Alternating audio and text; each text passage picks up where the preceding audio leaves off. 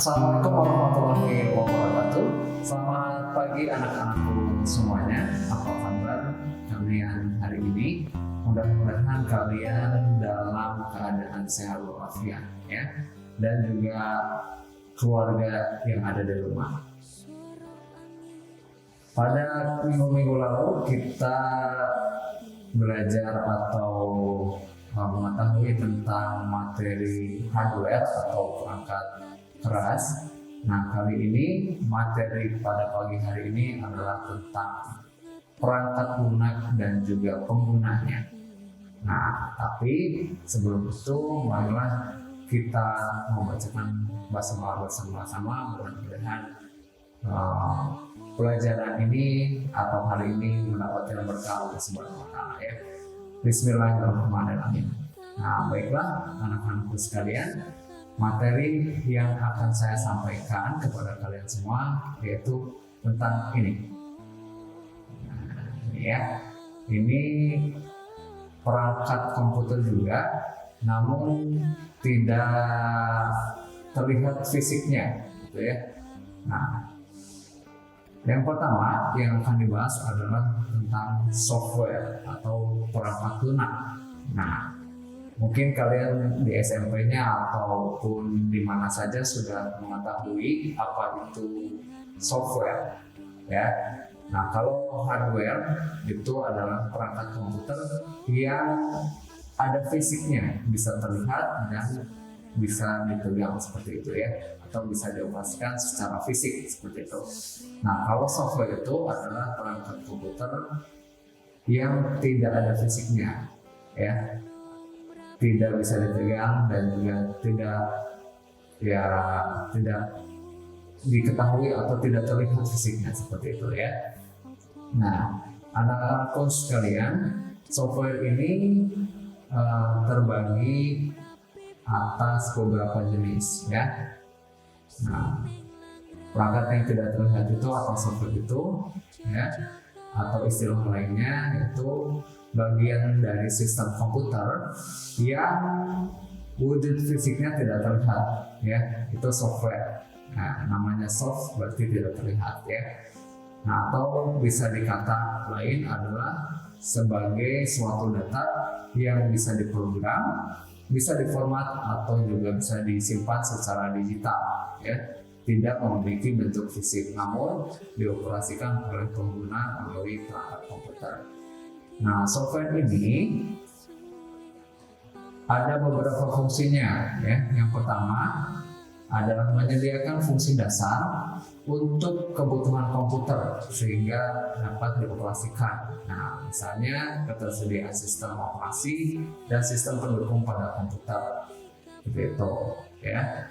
Nah, lalu yang kedua adalah mengatur setiap hardware atau perangkat keras yang ada pada komputer. Nah, sehingga bisa bekerja secara stimulan atau simultan ya, secara maksimal seperti itu. Karena kalau tidak ada software maka hardware komputer itu tidak bisa berjalan. Yang ketiga adalah sebagai penghubung antara beberapa software lainnya. Jadi antara software dengan software itu, nah ada softwarenya lagi. Nah, ini bisa menjadi penghubung antara software dengan software. Yang keempat fungsinya adalah sebagai penerjemah suatu perintah software yang lain ke dalam bahasa mesin sehingga dapat dimengerti atau diterima oleh hardware seperti itu. Yang selanjutnya, fungsi software itu digunakan untuk mengidentifikasi suatu program komputer. Nah, jadi fungsinya adalah beberapa ya, mungkin kalian bisa mencarinya fungsi softwarenya di yang lain, di beberapa sumber yang lain. Nah, untuk software sendiri ini ya ada beberapa jenisnya. Kalau hardware itu dibagi 3 ya, ada input, ada proses, ada output. Nah, di software juga ada beberapa jenis ya. Yang pertama yang kita ketahui dan sering kita jalankan, yang pertama adalah application software atau perangkat lunak aplikasi. Nah, software ini fungsinya untuk menjalankan sebuah pengolahan data ataupun bermain game ataupun untuk desain seperti itu, atau untuk browsing ya, mencari data melalui internet seperti itu. Nah itu application software. Nah yang kedua jenis software itu ada yang namanya operating system atau bahasa Indonesianya sistem operasi. Nah fungsi software ini biasanya digunakan untuk mengkoordinasikan tiap komponen dan fungsi komputer. Artinya ya, antara hardware ya, misalkan hardware input dengan proses, nah itu di operating system untuk mengkoordinasikan ya. Nah, itu operating systemnya itu fungsinya untuk mengkoordinasikan antara komponen-komponen dan fungsi komputer seperti itu ya. Nah yang ketiga ada programming language atau bahasa pemrograman. Nah ini fungsinya untuk memberikan instruksi standar ya dalam menjalankan sebuah komputer. Nah, contoh dari application software, contohnya adalah Google ya, lalu ada Microsoft Office, lalu ada Corel Draw bagi yang suka desain, termasuk juga yang suka game. Nah itu namanya application software yang apapun bentuk aplikasinya seperti itu. Nah untuk operating system atau sistem operasi, nah untuk di komputer itu ya yang pertama ada Windows, lalu yang kedua ada DOS, lalu juga ada Linux atau juga ada Mac ya. Nah yang ketiga program language ya, itu contohnya ada PHP, lalu ada JavaScript, lalu ada Microsoft Visual Basic. Nah apa sih program language itu? Nah itu untuk kode-kode bahasa pemrograman ya, artinya sebelum membuat sebuah software itu ada bahasa pemrograman ya. Nah selain jenis-jenis software tiga tadi, ada beberapa software lainnya ya. Di antaranya yang pertama ada freeware. Nah ini adalah software tanpa batas waktu tertentu. Biasanya software jenis ini memiliki fitur kurang lengkap dan tidak maksimal. Lalu ada adware, yaitu software yang bisa atau didapatkan dan digunakan secara gratis, namun dengan kompensasi adanya iklan yang muncul di komputer user. Nah ini yang sering muncul, mungkin di HP kalian sering muncul iklan ya.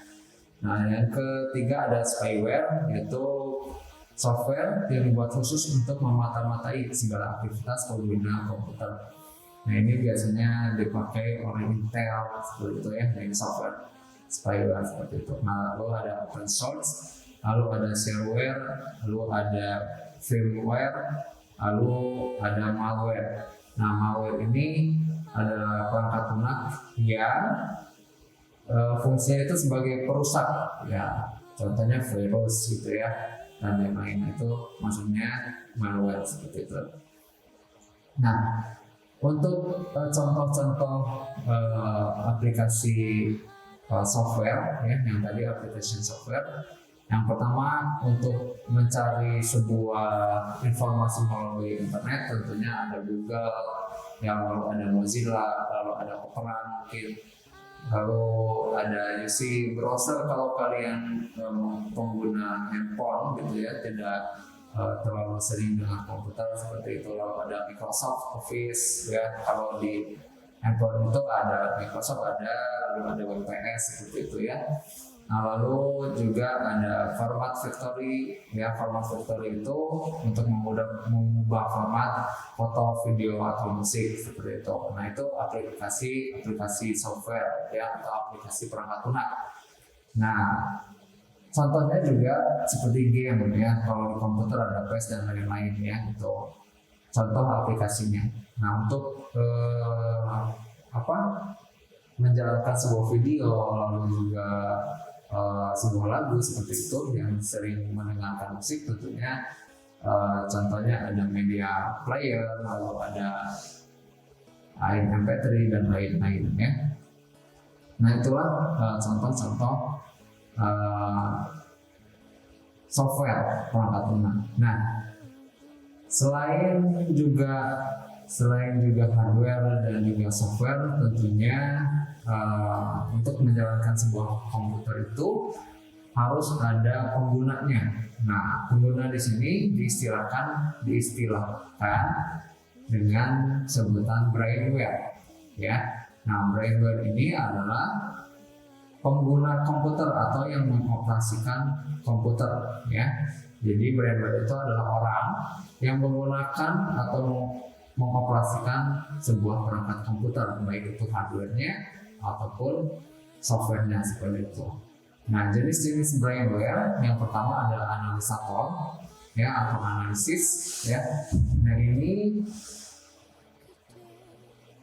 fungsinya, ya, bertanggung jawab dalam merencanakan, menentukan, serta memberi rekomendasi sistem atau software yang cocok untuk kebutuhan bisnis, seperti itu. Nah, jadi orang-orang analisis ini menganalisa, jadi di lapangan itu kebutuhannya apa, gitu ya.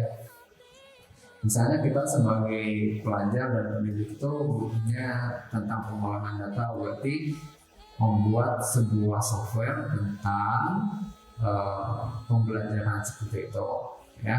Nah, itu fungsinya analisator. Yang kedua, jenis brainware itu ada programmer. Nah, ini adalah orang yang menguasai berbagai macam bahasa pemrograman sehingga ia mampu menciptakan sebuah program komputer, ya. Jadi setelah dari analisis, ya, ternyata dari analisis itu butuhnya sebuah game. Nah, dari sebuah game itu nanti dilimpahkan kepada programmer. Nah, nanti programmer yang membuat sebuah kode untuk bisa menciptakan aplikasi tersebut. Nah, itu mau game, mau pengolahan data dan lain-lain, ya. Lalu yang ketiga ada administrator. Nah, ini fungsinya itu mengatur serta mengendalikan program komputer, ya, dan juga jaringan komputer. Lalu yang keempat ada operator.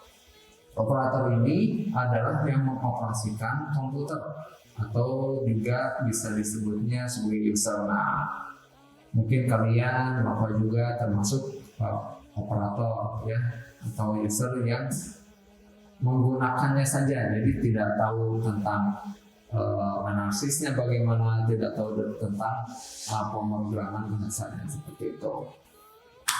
Nah, yang selanjutnya adalah teknisi. Nah, ini adalah orang yang bertanggung jawab memelihara komponen hardware serta memperbaiki jika ada kerusakan hardware dalam sistem komputer, ya.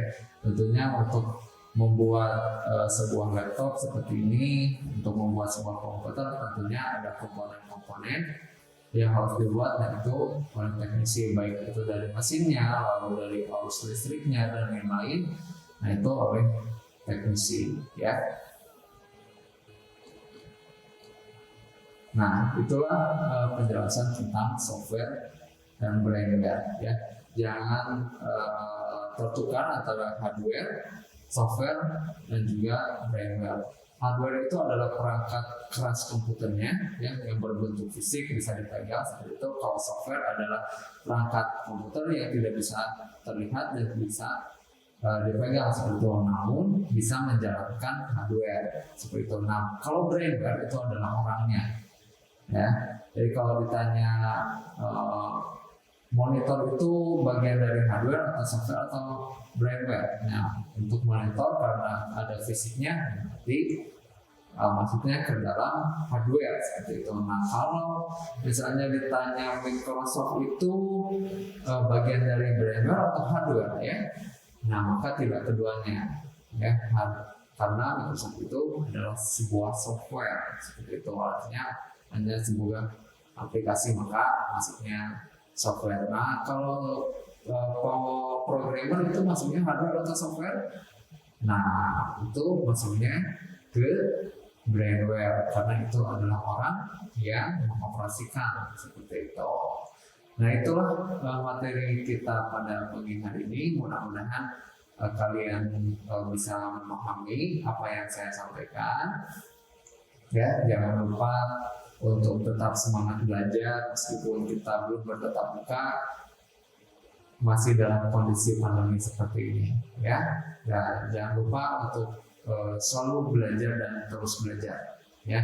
Mungkin materi dari Bapak hanya sedikit, ya. Kenapa? Karena kalian harus mencarinya lebih dalam, bisa melalui teman ataupun yang lainnya. Apalagi kita sudah dalam era digital, kalian bisa searching banyak sekali materi-materinya, sumber-sumbernya, ya. Itu bisa menambah wawasan kalian seperti itu, oke? Dan jangan lupa untuk selalu menjaga kesehatan, ya. Jangan lupa pakai masker, cuci tangan di tempat yang baru, tidak berkerumun terlalu sering, ya, menghindari kerumunan dan lain-lain, ya.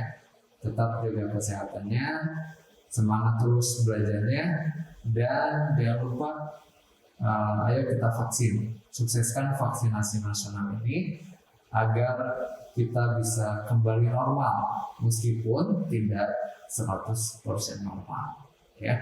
Dengan adanya vaksin ini, mudah-mudahan kita bisa bertatap muka, belajar di sekolah, ya. Tidak lagi belajar dari rumah, ya. Itu mudah-mudahan bisa tercapai. Makanya marilah kita vaksin, ya. Jangan takut untuk vaksin, oke? Karena saya juga sudah vaksin semuanya, ya. Setelah anak-anak, ya, jangan lupa sekali lagi jaga kesehatannya, ayo vaksin dan tetap semangat belajar. Sekian dari saya, selamat pagi, assalamualaikum warahmatullahi wabarakatuh.